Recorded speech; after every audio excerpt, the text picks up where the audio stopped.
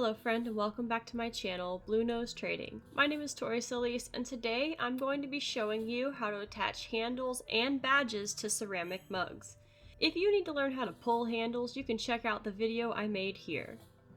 Today we're going to attach this handle and this water drop badge to this mug. We're going to use slip, which is a watery clay sploosh, to act as a glue that holds the attachments to the mug. You'll want to make these attachments with all of your pieces, the mug, the badge, and the handle, at a firm but still soft state. These pieces are still somewhat flexible. I could bend this handle a bit without it cracking, and that is important. If you try to attach a soft handle to a mug that is too dry, there's a chance that the difference in shrinkage rate as the work dries could cause the handle to pop off the mug. I like to use a razor tool to make a clean cut on the handle where I will be making the attachment.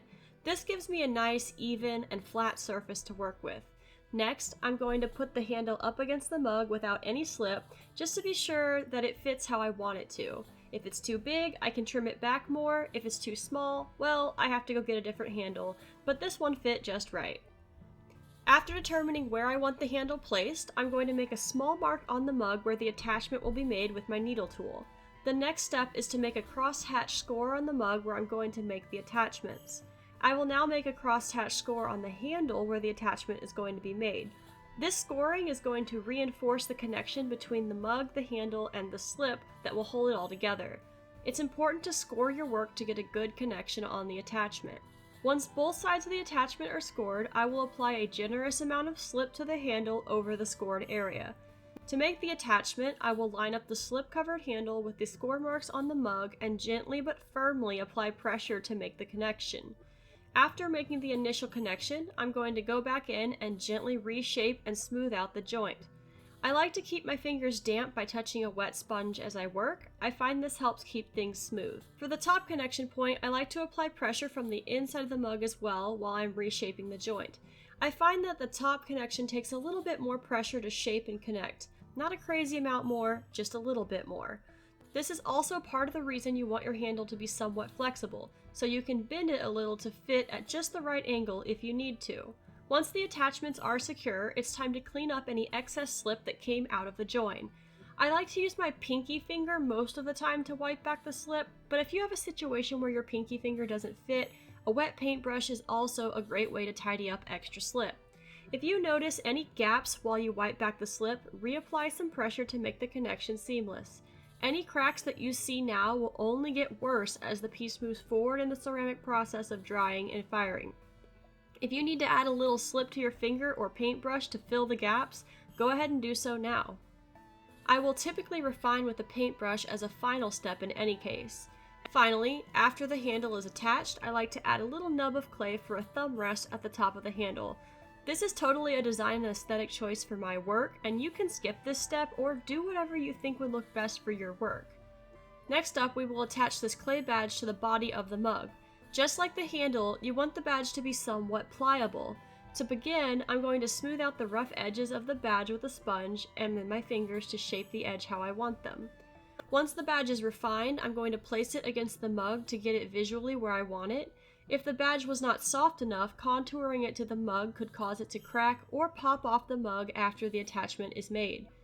Just like with the handle, I'm going to use a needle tool to mark the area of attachment. I will then crosshatch score the areas of attachment with my needle tool to prepare the surfaces for this connection.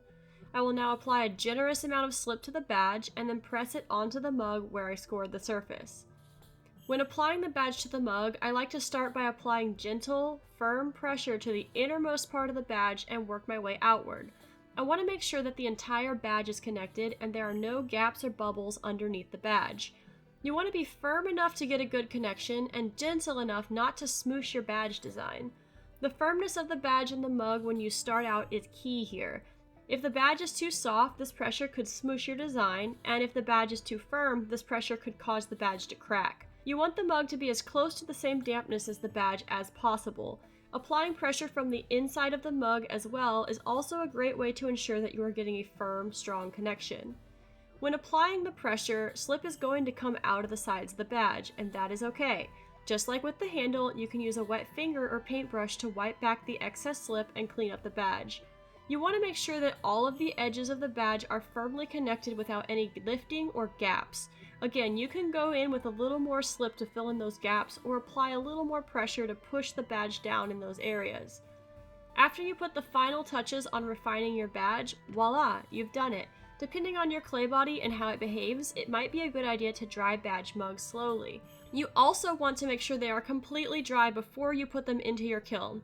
The badge area is thick, and we used a lot of slip to make the attachment, so it may take longer to dry than other pieces.